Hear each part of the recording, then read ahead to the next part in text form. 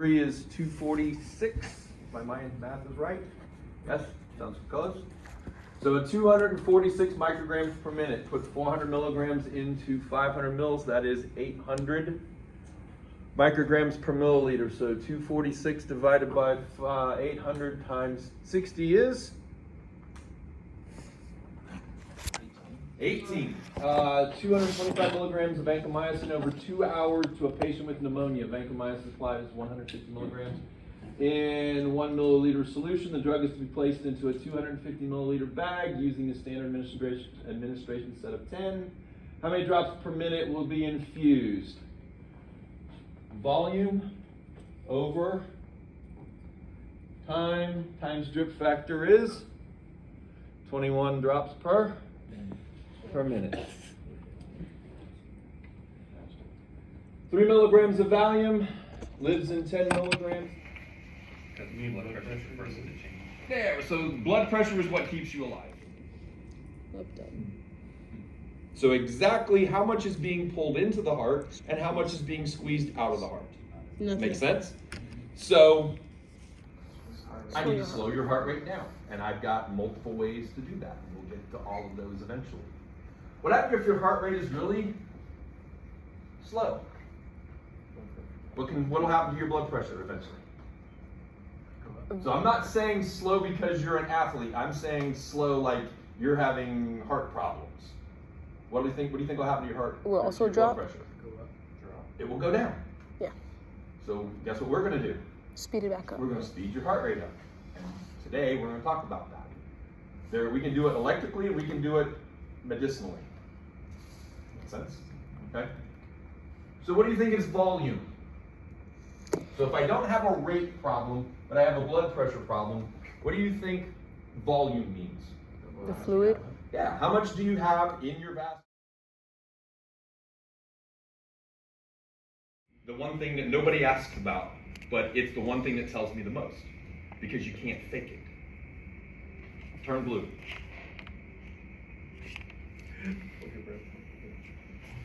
Turn blue. Can you? No, because your autonomic's going, you're going to breathe this. And anybody know where this thing lives? On the top of the kidney. So it is not part of the kidney, it sits on the top of the kidney. What's the drug? See, adrenal medulla is adrenaline, and adrenal cortex is aldosterone.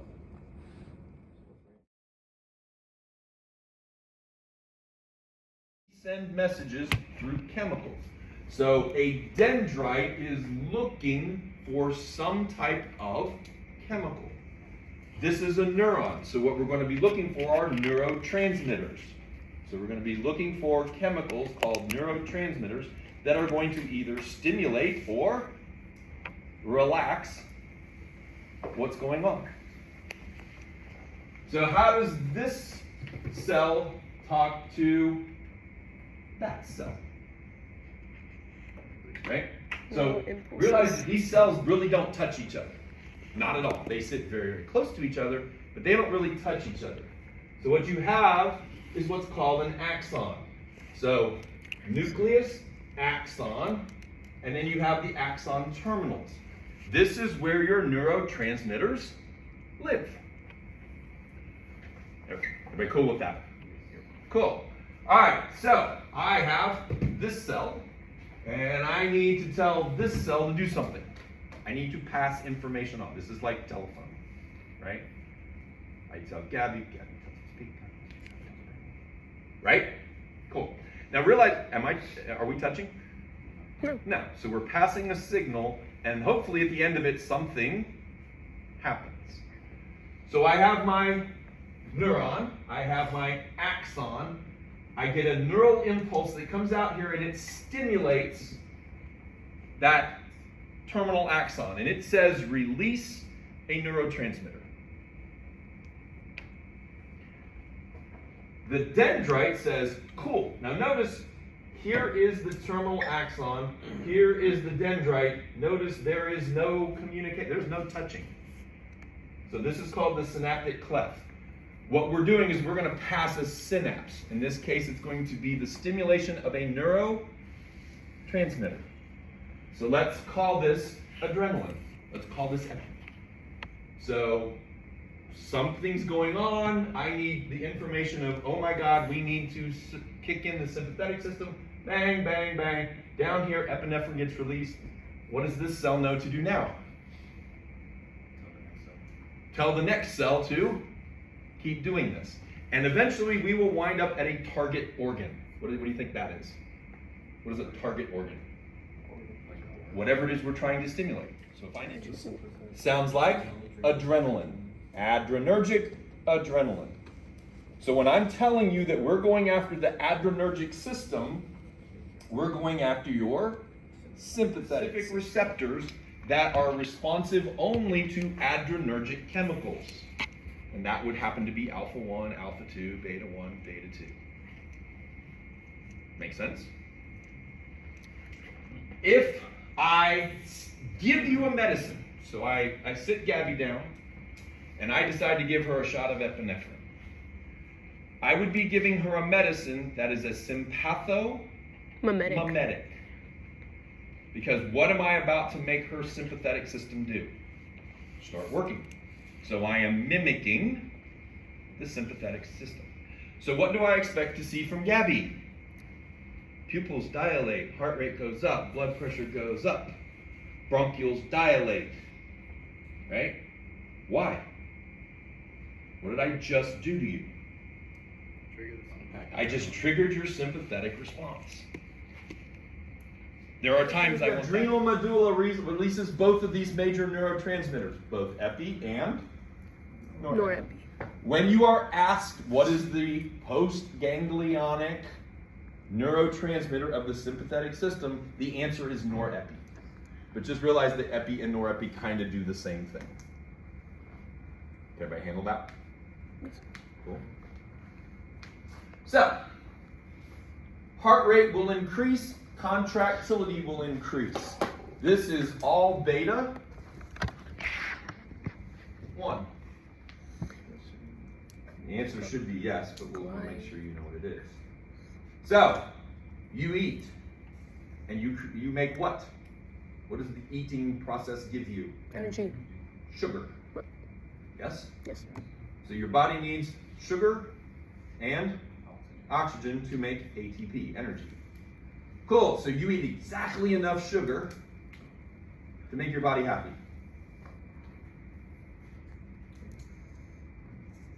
You do? No. So we eat and we have sugar. And how do we make sugar go into a cell? What do we call that? Insulin. What do we call that? Facilitated diffusion. And yes, insulin is the thing that does that. Okay, cool. So I've got 500 milligrams of sugar in my blood. And my cells need, I need about 200 of that. So what do I got left over? 300. Yeah. Okay, well, I don't really need my blood sugar that high, so let's turn it into glycogen and store it. Why would I need to store fat? Okay, I'm gonna ask, and I'm not asking this in terms of whether you're rich or poor or whatever. And I'm not asking you whether you are, where you're going for lunch. Does everybody know where their next meal comes from? Will you eat today? Cool. Yeah. So let's go back. Now I'm a Neanderthal. I am a hunter-gatherer. So what does that mean? Oh, cool, I found some berries. I eat. And I wander. And for the next 2 days, I don't find Anything. shite. So why don't I die? Why does my sugar not get low? Glycogen. When I ate those berries, my body took what it needed right now, and then the insulin, after it got done moving it in, anything that was left over, turned sugar into glycogen. So we're going to store that in our muscles. We're going to store it in our liver. And when I get low blood sugar, what's going to happen? Take from the glycogen. My body, through a hormone called glucagon, is going to turn glycogen back to glucose through a process called glycogenolysis. There are going to be a lot of GLA words in your near future next semester. Make sure you know them. Okay? So glycogenolysis is caused by sympathetic stimulation. Why? Why would making you need to run tell my body to make fat turn back into sugar? Burn energy. Yeah, it sucks when I can run 10 feet and I'm too tired to run because I don't have any sugar and there's T-Rex. Does that make sense? So, sympathetic response is going to cause my blood sugar to go up. It's also going to turn my insulin production off. Why? Do I want to use all this sugar right now, or do I want it to build up? I need it to build up. So what happens is I've got sugar rising and I've got my insulin level going down, so I'm getting a surplus of sugar.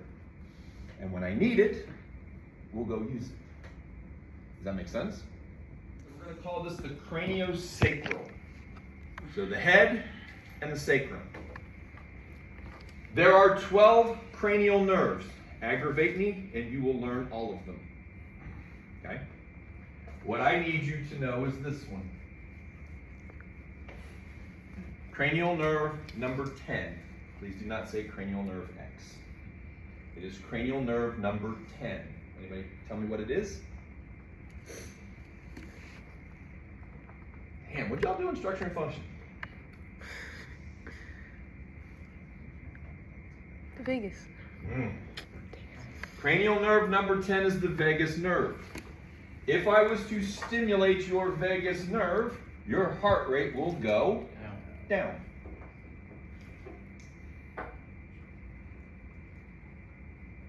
Cool?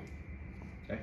So, these cranial nerves, you need to know this one, and then sacral nerves 1 through 4. So that look exactly the same? Yeah. Yeah, but notice now that the ganglion is farther away from the spinal cord. Same concept though. That's going to make the parasympathetic system work. Why would I want to do that? Why would I want to stimulate your parasympathetic nervous system? Heart rate's high, right? Could I bring it down? Wouldn't it go down if I stimulated your... What if you had issue with gut motility? So you have some disease process where your peristalsis just doesn't go fast enough. Would I give you a parasympathomimetic?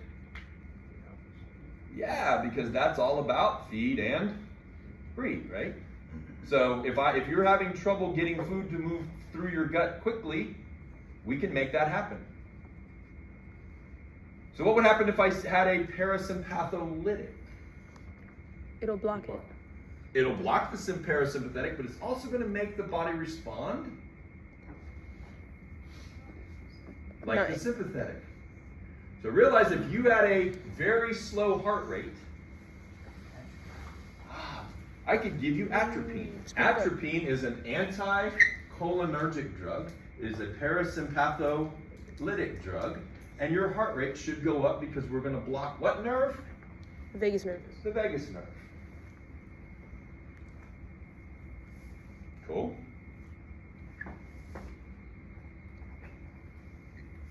Decreased heart rate and contractile force. Once again, if I'm in my parasympathetic state, I'm probably tired. I'm probably getting ready to go to sleep. I do not need my heart banging out at 110 beats a minute. We could probably get by at 60. Bronchoconstriction. Well, if the sympathetic bronchodilates, obviously the parasympathetic is going to constrict. Once again, I'm laying down, I'm sleeping. Do I need large amounts of oxygen? No. Increased mucus production. Why would I increase mucus? How about gastric secretions? How many of you walked into Thanksgiving Day turkey? What happened? And there are muscarinic receptors. There is nicotinic M, so nicotinic little m, and there is nicotinic little n. So M is in mother, N is in Nancy. The only receptor that I care that you know about is the nicotinic M. Nicotinic M stands for muscles. Everybody cool with that? So, the agonist is nicotine. So if I was to give you nicotine, it would stimulate acetylcholine to cause muscle contraction. Everybody cool with that? So in order for me to bend my muscle, nicotine has to excite acetylcholine. M2 receptors live in the atrial tissue. They have no bearing on the ventricle. Everything that you're going to stimulate by, or block for that matter, by giving this drug right here is going to be based off of the SA node or the AV node, which both live in the atrium. Everybody cool? All right. In the lungs, muscarinic 3 causes bronchoconstriction and mucus production. Asthma.